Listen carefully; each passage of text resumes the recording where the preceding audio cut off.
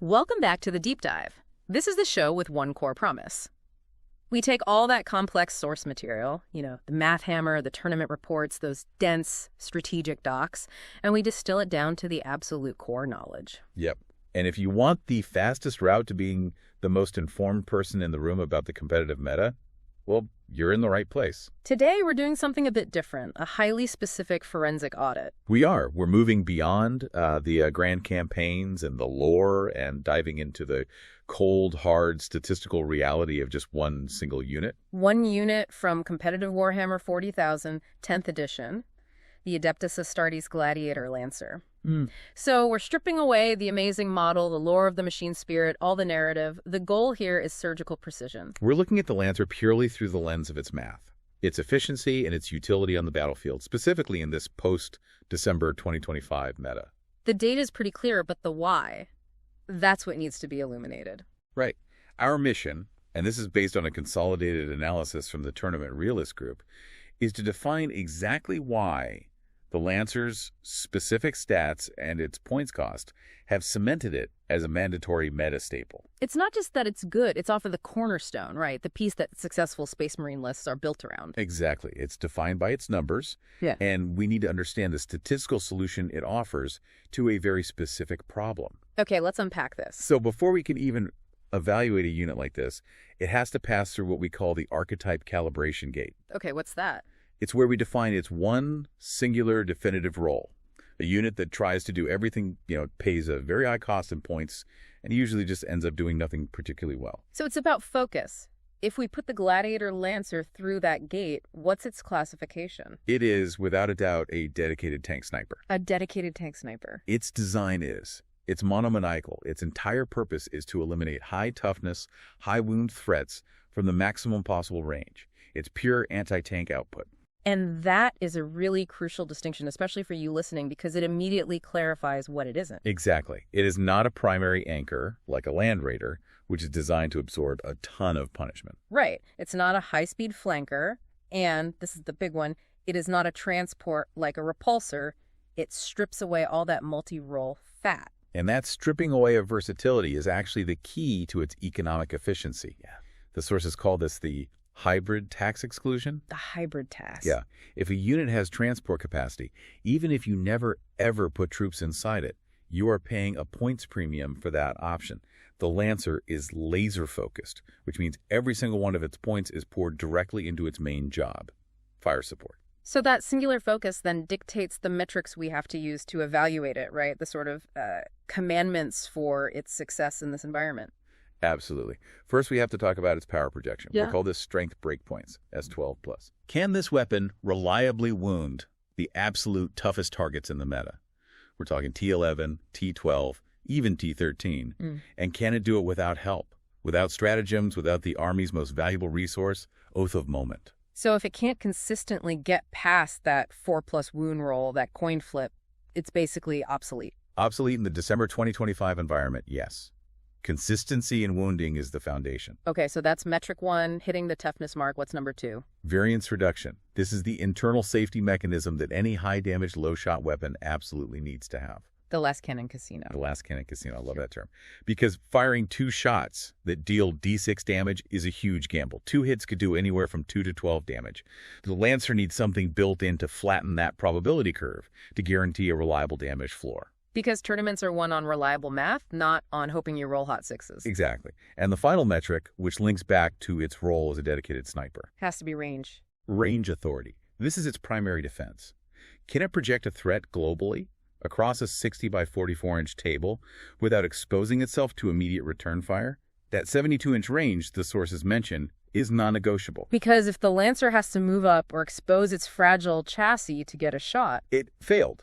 It has fundamentally violated its role as a rear echelon fire support unit. So, strength breakpoints, variance reduction, and range authority. Let's start with the economic reality that allowed this unit to rise to the top. Let's talk points.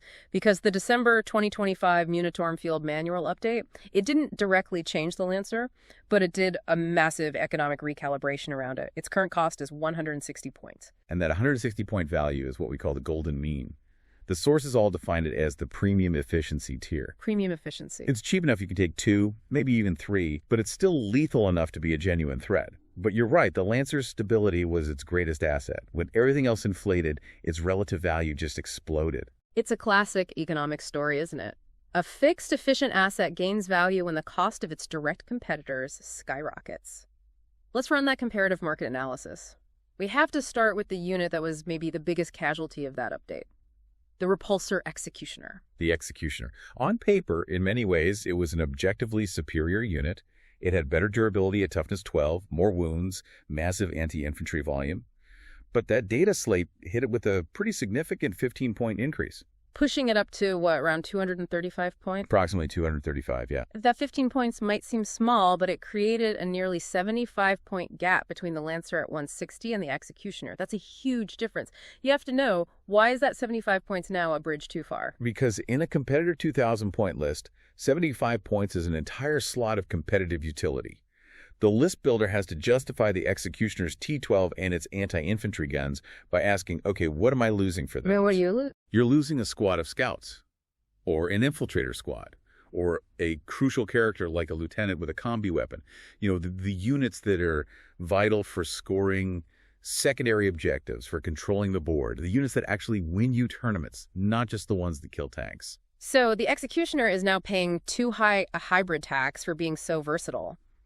The Lancer's focus lets you optimize your secondary game because it frees up those 75 points for mission-critical units. That's it exactly. The Lancer is the pure surgical tool.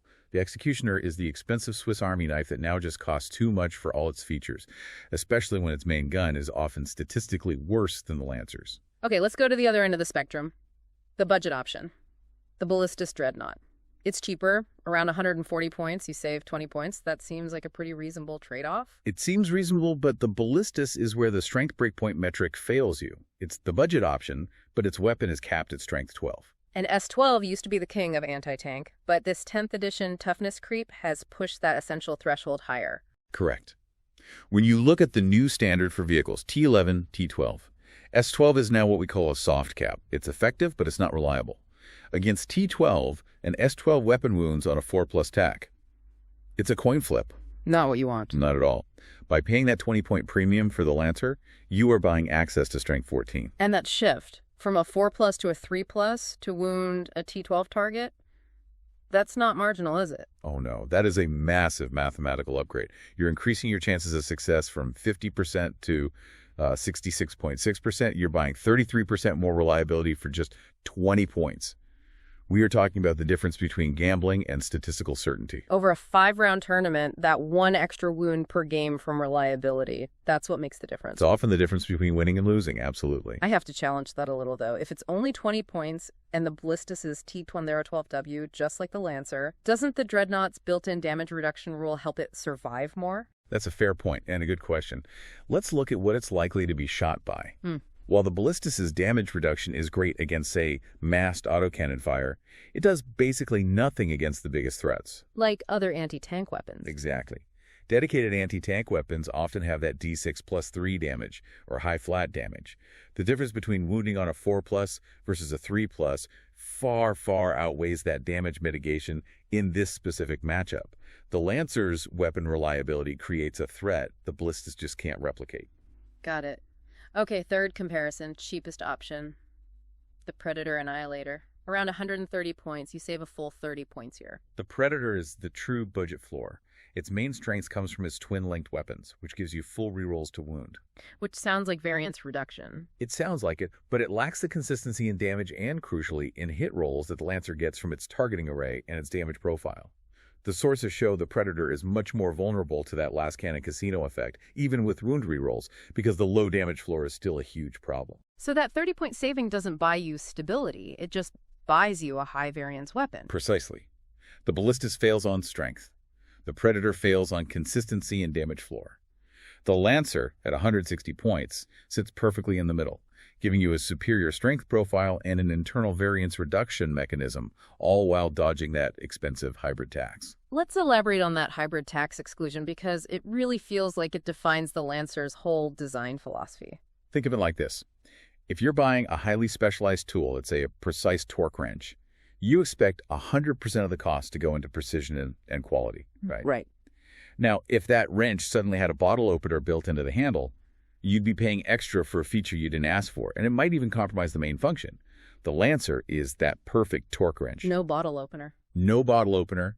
It pays 0 hybrid tax because it has no transport capacity, no significant close-range anti-infantry guns, and it lacks the durability of a frontline brawler. All 160 points fund its main gun and its long-range chassis. That makes it the most efficient allocator of points for long-range armor elimination in the entire Space Marine Index. So the conclusion for Phase 1 is clear. 160 points isn't just a number.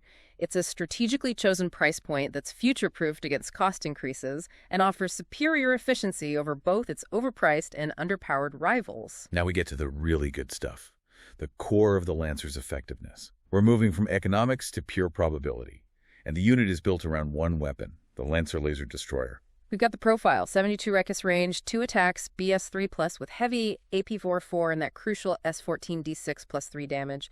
Let's pause on the heavy keyword right now because that comes up later. Oh, that's an excellent point. The heavy keyword is typically, a double-edged sword. It gives you a +1 to hit if you stay stationary, but a maximum penalty if you move. But for a backfield sniper like the Lancer, staying still is what it wants to do. It's its default state, so it's almost always benefiting from that +1 to hit, meaning it's shooting on a 2+ P. This immediately helps with the consistency metric before we even get to its native rerolls. So if the Lancer sits still, it hits on a 2+8, which is what, a 97% success rate with a reroll? That's already phenomenal. Okay, let's focus on S14. Here's where it gets really interesting. Why is S14 the competitive gatekeeper statistic when S12 was perfectly fine 6 months ago? It's because of what we call toughness creep immunity. The game has changed. We've seen tougher profiles, T11 and T12, pop up across key armies, Necrons, Imperial Knights, Astra Militarum, Super Heavies. The entire mathematical standard has shifted. S14 is the only current Space Marine profile that guarantees consistent success against this new meta. Okay, let's break down the probability. Start with the easy targets. Toughness 10, your Rhinos, your Leman Russes. Right. Against T10 and S12 weapon wounds on a 3+8. That's reliable enough, a 66% chance. But the S14 Lancer wounds on a 2+8. That's an 83.3% success rate. It means you are almost guaranteed to wound light and medium armor. And with its rerolls, you can effectively ensure both hits go through. It's overkill, but it's reliable overkill. Okay, now for the real test. Toughness 12. The Monoliths, the Rogaldorns, the Big Knights. This is the breakpoint that decides tournaments. Against T12, that S12 weapon collapses to a 4+ wound roll. That 50% chance is terrifying on a 2-shot weapon. If you need both wounds, rolling 2/4 + S is only a 25% chance of success. Not good odds. But the S14 Lancer, it still wounds on a 3+ F. That's the 33% efficiency gain we talked about earlier. But let's talk about the feeling that creates for the player. The feeling is relief. It's certainty. When you target a T12 vehicle with an S12 weapon, you're holding your breath, hoping for those 4s, knowing you're mathematically likely to fail at least one wound. Yeah. When you target the same unit with the Lancer, you expect the 3s, and that shifts the mental load away from praying to the dice gods and back towards strategy. You get a much higher return on investment for your command points and your Oath of Moment. And what about the edge case, the S-tier durability? Toughness 13, either native or from defensive buffs. This is where the Lancer really proves its future value. If S12 collapses to a 4+ against T12, it collapses even further to a 5+ against T13. At a 5+ C, your heavy anti-tank is failing 2/3 of the time. It's become inefficient. But the Lancer? The S14 Lancer ignores this breakpoint entirely. It maintains that reliable 3+ wound roll all the way up to toughness 13. So its S14 rating is its defense against the game's evolution. It buys the player stat check immunity. Absolutely. The Lancer is future-proofed. No matter how much higher the core toughness of the game gets, the S14 profile ensures it only needs a 3+ to wound unless the target somehow gets to toughness 18 or 19, which is, well, it's essentially impossible in the current rules. This longevity is part of why 160 points is such a bargain. Okay, let's move to the second critical piece of that weapon profile, the damage. Standard las cannons suffer from rolling low. The Lancer addresses this directly with its D6 plus 3 damage profile. This creates the volatility floor. A Lancer cannot roll a damage value lower than 4. The sources all emphasize that standard las cannons often have their effectiveness ruined by rolling a 1 or a 2 for damage. It feels devastating when you finally get a hit through and it just plinks off. The Lancer guarantees a minimum of 4 damage. What's the impact of that minimum on common unit profiles? It guarantees predictability for your tactical calculations. A minimum of 4 damage means any successful wound is guaranteed to kill a single 3-wound model, like a Gravis Marine or a Terminator, assuming they fail their save. Right. Standard las cannons fail to kill those units about the third of the time, often leaving them on 1 wound. The Lancer provides the guaranteed kill. And what's the overall expected damage output look like? The D6 plus 3 profile averages 6.5 damage per hit, with a max of 9. So a commander can reliably calculate that 2 penetrating hits will average 13 damage. That's enough to destroy a Leman Russ, or significantly cripple any T11 chassis in just 1 volley. This predictability lets you plan your list based on guaranteed output, not average rolls, which is massive in competitive play. So we have high strength and high minimum in damage. Now we layer in the third piece, variance reduction, provided by the Aquilon Optics probability engine. This is the mechanism that ensures the math sticks to the averages. This is its internal safety buffer. The ability lets you reroll 1 hit roll, 1 wound roll, and 1 damage roll each time it shoots. And since the Lancer only fires 2 main shots, this covers a massive 50% of its potential output. Okay, walk me through the sequence. Let's see how this eliminates that whiff factor. Right. Imagine you're targeting a critical T12 Knight. You roll your 2 shots to hit, you roll a 1 and a 5, you miss 1, you use the Aquilon Optics hit reroll on that 1, turn it into a 4, and now you have 2 successful hits. Okay, both hit. Now you rolled a wound, needing 3+ score, you roll a 2 and a 6, you use the Aquilon Optics wound reroll on that 2, fish for the 3+ gun, and you get it. Now both have wounded. Nice. Finally, on damage, you roll a 1 and a 5. You use the Aquilon Optics damage reroll on the 1, hoping to turn that 4 damage minimum into something higher, maximizing the destruction. So it's like a targeted manipulation of the dice sequence. It's specifically designed to guarantee a minimum level of performance, even if your initial rolls are just awful. That is precisely what it is. The Lancer's greatest asset isn't just its maximum potential damage. It's its guaranteed minimum performance. Aquilon Optics forces the unit to stick to the statistical averages, which is vital for maintaining kill pressure across a 5-game tournament. It transforms the Lancer from an expensive laser cannon into an essential, reliable tool. And that reliability is paramount. It reaches its statistical peak when you integrate it into the Ironstorm Spearhead Detachment. This is where the redundancy of rerolls turns it into a mathematical certainty. The key strategic discovery here is the stacking phenomenon. So the Ironstorm Spearhead Detachment rule lets you reroll 1 hit, 1 wound, or 1 damage roll once per phase. The critical ruling confirmed by the sources is that this detachment roll stacks sequentially with the Lancer's own Aquilon Optics. Hang on, let's be really explicit about this. That means a single Lancer can access up to 4 targeted rerolls when it shoots. That's right. 1 native hit, 1 native wound, 1 native damage from Aquilon Optics, PLUS, 1 more flexible reroll from the Ironstorm Detachment rule. That is the correct mathematical interpretation, yeah. Assuming you use the Ironstorm reroll on a different die from the one you already rerolled, this ability to double dip on variance reduction is what creates the single most reliable shooting unit in the entire game.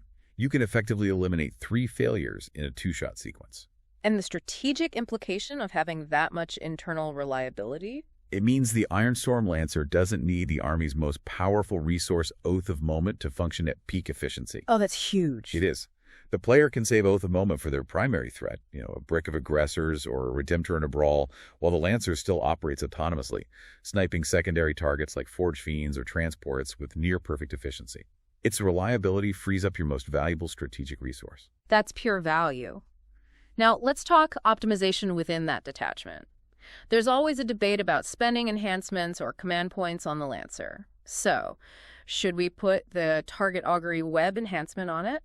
We would strongly advise against it. That enhancement provides lethal hits on a vehicle. Lethal hits, for anyone listening, means a 6 to hit automatically counts as a successful wound, bypassing the wound roll. Why would you avoid that on a high-value sniper? It's the principle of diminishing returns. The Lancer is already S14. It's wounding most of its targets on a 2+ or 3+ anyway.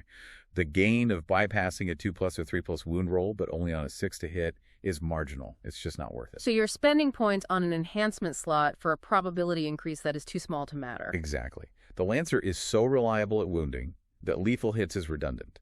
That enhancement is much better on high-volume, low-strength weapons, where a unit might be wounding on a 5+ or 6+ spike. Bypassing that high failure rate is a huge efficiency spike. The Lancer doesn't need the spike. Okay, what about the Ironstorm stratagem, Mercy is Weakness? That's 1 CP for sustained hits 1 on a 5+ dare. Using Mercy as weakness on the Lancer is almost always a tactical error. The analysis points to 2 core failures: low shot volume and a very high risk of what we call wasted damage. Let's quantify that. You spend 1 CP on a 2-shot weapon. What's the math look like? The Lancer hits on a 2+ attack, and the strat triggers on a 5+ bad. The probability of rolling a 5 or 6 is 33.3%. So on 2 shots, you are statistically expected to gain only 1.66 of an extra hit. Not even 1 full hit. Not even 1. And if that fractional extra hit does go through, it deals D6 plus 3 damage, which often results in severe overkill against an armored target. So you pay 1 CP, maybe get 1 extra hit, and then you kill a 12-wound tank with 16 damage, wasting 4 damage. That is the definition of wasted damage. That CP is exponentially better spent somewhere else. On defensive strats like Smokescreen, or offensively on high-volume units like Eradicators or Aggressors, where sustained hits can generate 3, 4, maybe 5 additional hits, that's where you maximize the CP investment. Is there ever a scenario where you should use it? An exception? The sources outline a very narrow one, when you're facing targets with the half-damage rule. Specifically, the avatar of Cain or a Cetan shard. In those cases, the Lancer's high damage is neutered anyway, so the only way to do meaningful damage is to maximize the volume of attacks. But in 95% of matchups, save the CP. We've established the Lancer's incredible offensive certainty. Now we have to address the liability that keeps its point cost at 160. The fact that it is, tactically speaking, a glass cannon. We have to. We have to confront its structural vulnerability head on. The chassis profile is T10, 12 wounds, 3+ save, and critically, no invulnerable save. And T10 is the fragility threshold in the current meta? Absolutely. The difference between T10 and the T12 of a Land Raider is profound. S10 weaponry, which is standard for Melta, Plasma, Power Fists, wounds the Lancer on a 4+ hand. That same S10 weapon only wounds a T12 Land Raider on a 5+ hand. So the Lancer takes 50% more wounds from common anti-tank weapons. Exactly. And the lack of an invulnerable save means when an enemy does draw line of sight with a high AP weapon, the Lancer has no safety net. It's the critical failure point. It is. A Land Raider, with its 4++ invuln, can shrug off an AP4 Lascan and hit 50% of the time. The Lancer, against AP4, drops to a 7+ save. 0 mitigation. So for tactical calculations, you have to treat the Lancer as having an effective wounds count of 8, not 12, because it folds so quickly to focused fire. So since it can't take a punch, its entire defense relies on that third key metric: range authority, and the art of positioning. Its survival hinges entirely on using its 72-inch range to outrange and outposition enemy threats. If your Lancer is within 24 inches and taking Meltafire, you, the pilot, have failed your primary defensive duty. Stay back. Stay way back. The Lancer should be 40 to 50 inches away from everything it shoots at. But how do you hide a large tank chassis? This brings us to the keyhole technique. Because the laser destroyer is turret-mounted and sits high on the chassis, you can use dense terrain like the edge of a big ruin to fire hull down. Hull down. You position 90% of the hull behind hardcover, exposing only the turret and the barrel. Now, the rules require line of sight to any part of the hull, but by minimizing that exposed surface area, you severely restrict the number of enemy units that can draw that Laudia. You effectively limit return fire. So it's about reducing the avenues of attack. And if they do get an angle, what's the immediate short-term mitigation, the emergency button? You deploy smoke. Use the Smokescreen stratagem for 1 CP. It grants the Lancer cover, which is a -1 AP save modifier, and it imposes a -1 to hit penalty on incoming fire. That -1 to hit and reduce AP can be the crucial difference between survival and instant deletion. Always prioritize the defensive use of CP for the Lancer. Okay, so we've established the Lancer is statistically reliable, economically efficient, but highly fragile.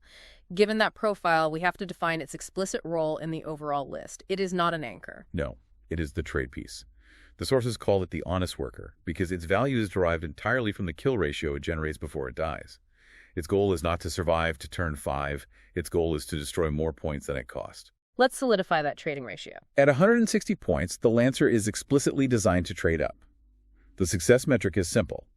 If the Lancer operates for 2 turns and destroys about 250 points of enemy material, say it kills an enemy armature and then cripples a second vehicle, it has successfully paid for itself and generated a points advantage. And any turn after that is just a bonus. It's pure gravy. Yeah. And any damage it absorbs that spares a more valuable unit is added defensive value. The Lancer is effectively disposable, provided it achieves its kill quota. a strategic projectile. Yes. Now let's look at its performance across the three main Space Marine detachments. We know Ironstorm Spearhead is the optimization apex because of the stacking rerolls. How does the Lancer fit into the aggressive, all-comers Gladius task force? In Gladius, the Lancer becomes the mobile sniper. This is all due to the synergy with the Devastator Doctrine. Remember the heavy keyword. Normally, moving gives you an -1 to hit. Right. But the Devastator Doctrine lets a unit advance and shoot without penalty. Wait, so it can advance, gaining, 6 inches of movement on top of its normal move and still hit on a 3+ing? Exactly. Or a 2+ if it had counted as stationary. This maximizes its repositioning capability. If a flank collapses or the enemy tries to hide, the Lancer can quickly advance 12 inches, find a new keyhole line of sight, and fire without penalty. It adds crucial flexibility that a static sniper usually lacks. And what about the Vanguard Spearhead, the detachment focused on stealth? That turns the Lancer into the survivor. The Vanguard's Shadow Master's rule grants -1 to hit and cover when the unit is outside 12 inches. This rule directly addresses the Lancer's single greatest liability, its fragility. It just makes it tougher. Exponentially tougher to remove. By making it harder to hit and giving it that extra mitigation, it significantly extends its lifespan, allowing it to survive beyond its expected 2-turn lifespan. That flexibility is key. It means no matter what style you want to play, heavy armor, mobile objectives, or stealth, the Lancer just slots in perfectly without demanding sacrifices. And finally, let's talk target priority in this meta. Where does that S14 shine brightest? The primary targets are T10, T12 vehicles or monsters that do not have an invulnerable save. We are talking Leman Russes, Hammerheads, Standard Redemptor Dreadnoughts. The S14 wounds them on a 2+ or 3+ there. The AP4 ensures they likely fail their save, and the damage profile ensures maximum destruction. The Lancer is the perfect solution. You mentioned Knights earlier, which are always essential targets. Yes. With Questoris Knights now at T11 and 26 wounds, the Lancer is the definitive hard counter. S14 versus T11 wounds on a 3+ stack. The analysis shows that a pair of Lancers firing for 1 turn can generate an expected 18-20 damage. Enough to cripple or kill a knight in one go? Reliably. And without needing commitment from your melee units or your secondaries, it lets you neutralize the biggest threat very early. Okay, what about secondary targets? P12 plus super heavies, Necron Monoliths, maybe a Knight Dominus. The Lancer's S14 is essential here because it maintains that 3+ wound roll, where S12 weapons drop off to a 4+10.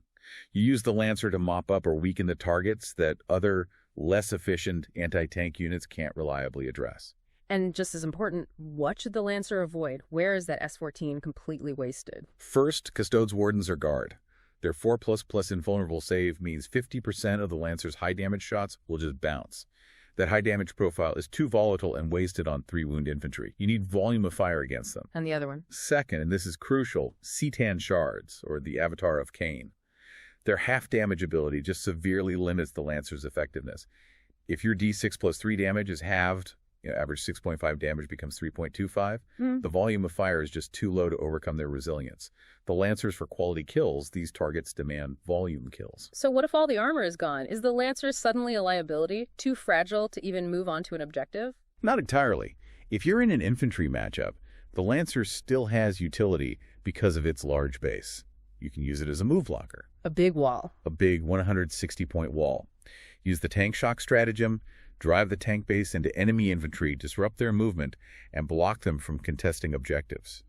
It turns the fragile sniper into a tactical denial piece when its shooting is inefficient. This has been incredibly comprehensive, and the conclusion seems pretty inescapable. The Gladiator Lancer has clearly earned its spot in the meta, not through narrative, but through cold, precise math and a flawless understanding of its economic position. The final verdict really is statistical certainty. The Lancer is stable, it's highly lethal because S14 solves 95% of toughness profiles in the game, and it's excellent in its economy. 160 points is significantly undercosted for the reliability it provides. And the Aquilon Optics ability makes its operational reliability a 10-10, preventing that variance that loses game. It does. It just smooths everything out. The Lancer is the cornerstone of Adeptus Astartes' anti-tank doctrine in this meta. It provides focused, uncompromising firepower, and it allows the rest of the list, the objective holders, the skirmishers, the melee hammers, to do their jobs, knowing the big armor threat has been neutralized. Our recommendation is clear for any competitive list builder. The rule of 2 is mandatory. 2 Lancers for 320 points provide redundant angles of fire. It ensures that if one is removed early, the other can continue that vital work of armor deletion. So what does this all mean? The Gladiator Lancer is true. Enduring value isn't just its current efficiency, it is its stat check immunity. Because it's strength 14 wounds on 3 plus all the way up to toughness 13, it is effectively future-proofed against continued toughness creep in future codexes. So even if we see Tau Storm Surges or Orc Stompus get bumped up to T13 or T14, the Lancer's current efficiency ensures it will remain relevant without needing future rules updates or buffs. It's already prepared for it. the most efficient unit today might just be the one that completely ignores tomorrow's defensive metagame. That's the definition of a strategic investment. That's all for this deep dive. We'll see you next time.